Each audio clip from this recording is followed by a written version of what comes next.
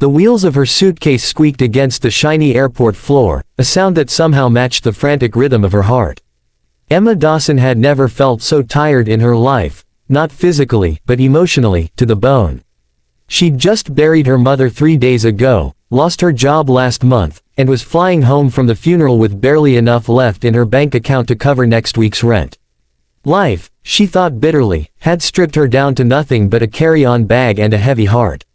At baggage claim, her mind was far away, back to her mother's last smile, her last whispered, "You'll be okay." So when a black Samsonite suitcase with a red ribbon slid onto the carousel, she grabbed it without a thought. She didn't notice the tag. She didn't notice the faint initials embossed on the leather.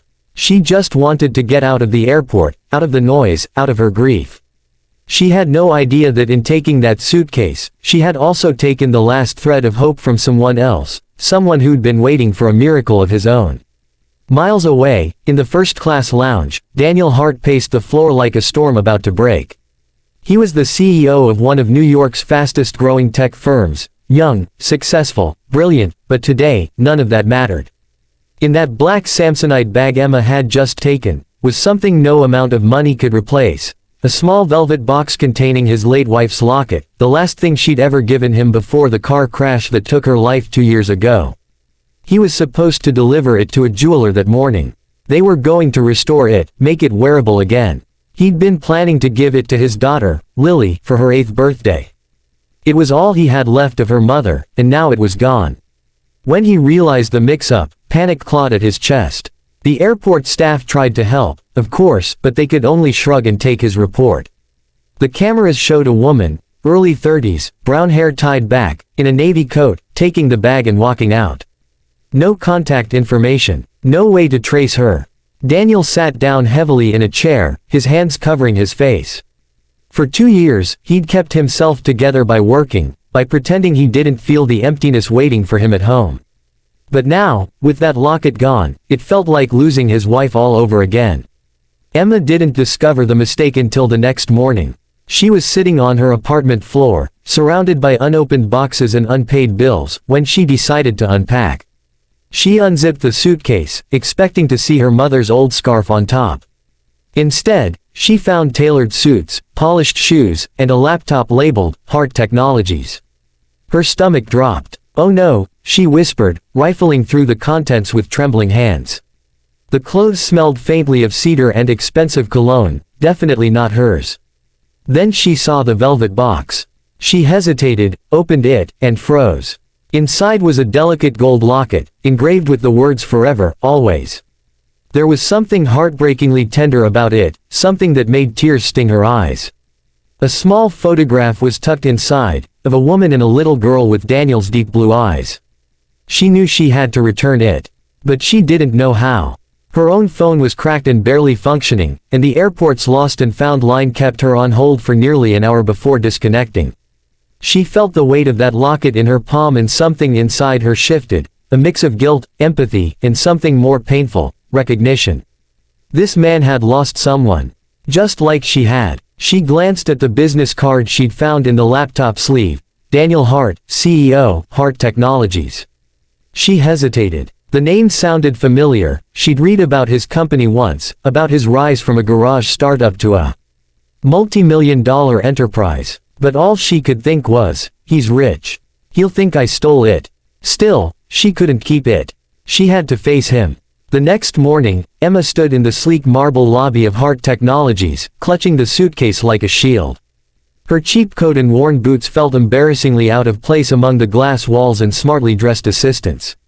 When the receptionist asked if she had an appointment, she shook her head, her voice trembling. "I took his suitcase by mistake. I need to return it. Please." Moments later, Daniel appeared, tall, composed, though his eyes carried the shadows of exhaustion. When he saw the suitcase, relief flashed across his face, but it was quickly replaced by suspicion. "You took this?" he asked sharply. Emma swallowed. "By accident. I thought it was mine." I didn't mean." "You opened it," he said, noticing the way she clutched the locket. She hesitated. "Yes. I wanted to find out who it belonged to." For a moment, silence hung between them. Then, to her surprise, his expression softened. "I should thank you," he said quietly, taking the locket from her with reverence. "You have no idea what this means to me." Emma nodded, eyes downcast. "I can guess," she whispered. "I lost someone too." That caught his attention. He looked at her more closely now, not as a stranger who made a mistake, but as someone who carried her own kind of pain. "Who did you lose?" he asked gently. "My mom," she said. "Last week." The room seemed to grow smaller, quieter. Daniel exhaled, his voice barely above a whisper. "I'm sorry." They stood there in silence for a long time, two strangers connected by loss, by something deeper than coincidence. Over the next few days, Daniel couldn't stop thinking about her. Something about Emma's eyes, haunted, yet full of quiet strength, stayed with him. She'd reminded him that grief didn't always look like weakness, sometimes it was survival in disguise. So when he saw her name again, this time in a stack of job applications his HR department had forwarded, he paused. She'd applied for an administrative position. Her resume wasn't impressive, just a few small jobs, mostly part-time, but her cover letter caught him off guard. "I don't have much to offer except hard work and honesty. I've spent the last few years taking care of my mother, and now I'm trying to take care of myself." He called her in for an interview. When Emma arrived, she looked surprised to see him waiting. "Mr. Hart," she stammered. He smiled faintly. "Daniel, please, let's talk." The interview was less formal than she expected. They spoke about her life, her mother, the courage it took to start over. By the end of it, Daniel didn't care about her lack of corporate experience. He saw in her something he'd lost in himself, a raw, unpolished resilience. He hired her on the spot. Working at Hart Technologies wasn't easy, but for Emma, it was a lifeline. The company's pace was relentless, but Daniel made sure she learned, guided her when she doubted herself, and sometimes, on quiet afternoons, asked about her mother. In turn, Emma encouraged him to talk about his late wife, helping him open wounds he'd spent years sealing shut. Their friendship grew slowly, gently. Daniel began to notice things: how she stayed late to help colleagues, how she listened without judgment, how she found beauty in small things. And Emma saw in him a man who, beneath his power and wealth, carried a loneliness that mirrored her own. One evening, after a particularly hard day, Daniel found Emma sitting alone in the office lounge, staring out at the city lights. "You know," she said softly, "when I took your luggage, I thought it was just another mistake in a life full of them. But now, I think maybe it wasn't a mistake at all."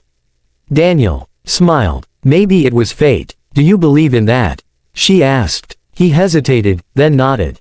"I didn't. But then again, I didn't believe in miracles either." Months passed. Emma flourished in her job, earning the respect of everyone around her. Daniel's daughter, Lily, adored her too. When Emma met her, the little girl had run straight into her arms as if she'd known her forever. It was on Lily's birthday, a warm spring afternoon, when Daniel finally gave his daughter the restored locket. As Emma watched from the corner, she felt tears sting her eyes again. It wasn't her story, but somehow, it was part of her healing too. After the party, Daniel found her standing in the garden. "She loves it," Emma said softly. "She loves you too," he replied. Then, after a pause, "So do I." She turned to him, eyes wide. He smiled, that quiet, tender smile she'd come to know. "You came into my life by accident, Emma," he said. "But you gave it back to me on purpose." Her throat tightened, words caught somewhere between disbelief and hope. "I don't know what to say." "Say you'll stay," he whispered. In time, Emma did more than stay.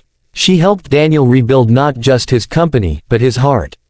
Together, they created a foundation in his wife's memory, offering scholarships to women who'd lost parents, like Emma once had. They built something out of pain, something that gave others hope. Years later, Emma would often think back to that airport, to the moment she'd grabbed the wrong suitcase.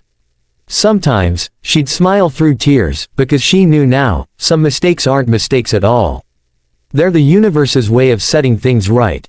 Message: sometimes, life leads us to what we need through accidents, losses, and wrong turns. Emma thought she'd taken the wrong luggage, but in truth, she'd carried away a second chance. And Daniel, who'd been waiting for a miracle, found it in the most unexpected place. A stranger with a kind heart and the courage to return what wasn't hers, and give back something far more precious: hope.